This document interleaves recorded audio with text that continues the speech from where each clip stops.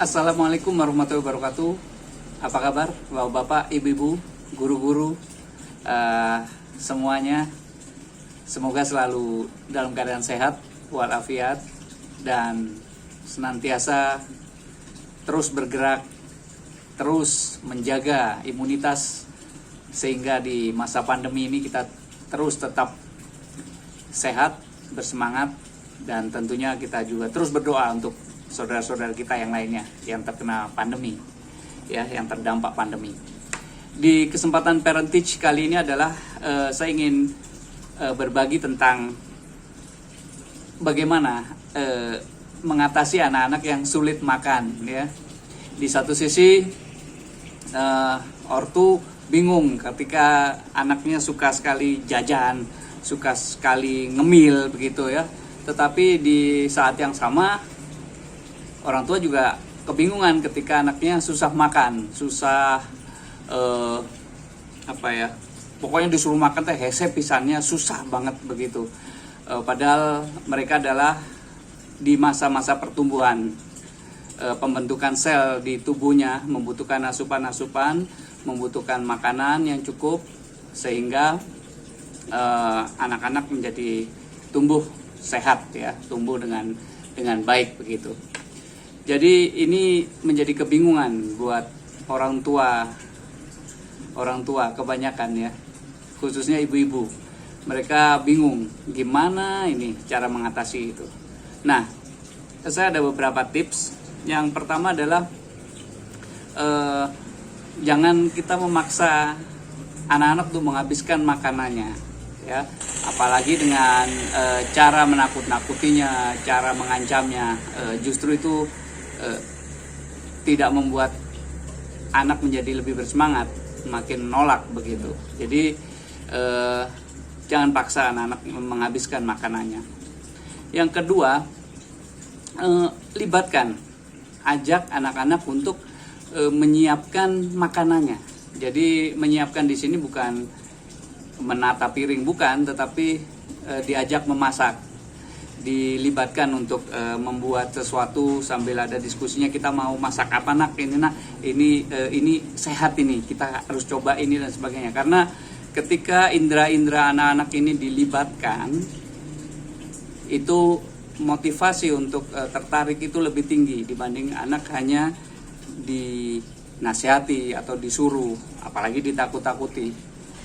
Itu yang kedua. Yang ketiga, kita mengolah, ya, sebagai ibunya terutama mengolah aneka menu baru. Jadi ide-ide yang variatif, ya, yang variatif. Wortel, ya jangan hanya sop, mungkin wortel diolah yang lain. Tomat yang biasanya hanya untuk irisan untuk sop, mungkin coba tomat dibakar. Kemudian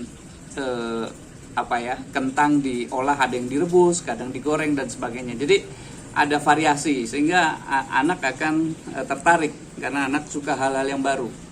Kemudian yang keempat,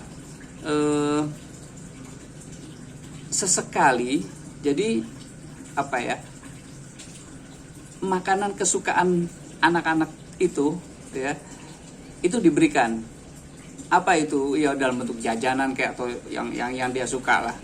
Yang jelas kan tidak terlalu sering, tapi jangan sampai terlalu kaku, ketat sehingga dia melihat sesuatu dia pingin tapi dia ketakutan karena tidak boleh, dilarang dan sebagainya. Jadi sekali-sekali untuk variasi. Yang kelima, penting sekali kita membuatkan jadwal. Jadi jadwal makanan buat putra-putri kita, buat anak-anak kita. Kalau perlu ditulis, kalau perlu digambar. Jadi misalnya hari Senin makanan yang ada campuran buahnya misalnya begitu.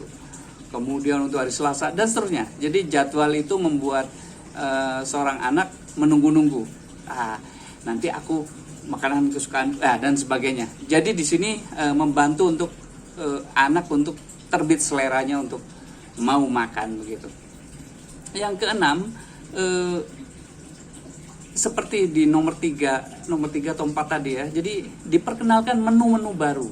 Kalau tadi saya sampaikan variasi, ya, variasi dari makanannya dari bahan makanan yang diolah menjadi bentuk baru. Kalau ini menu-menu baru karena menu macam-macam ya. Ada soto, ada mungkin rawon, ada gulai, ada ya berbagai hal, ada sayur asam, ada sayur bening, banyak yang bisa divariasikan dan itu menjadi menu-menu yang alternatif. Bukan berarti telur tidak bisa divariasi, bisa juga begitu. Tetapi kalau setiap hari telur terus ya bisulan, over protein ya. Nah itu yang selanjutnya dan yang terakhir adalah kita berikan dongeng, kita bercerita buat anak-anak kita, apalagi anak-anak balita yang susah makan, itu kita cerita tentang peristiwa seekor kelinci yang nggak suka makan dan sebagainya. Akhirnya dia karena yang tips-tips sebelumnya tadi dilakukan dan akhirnya menjadi suka. Ya, itu dulu tips dari saya di Parentage kali ini. Semoga bermanfaat dan kreatif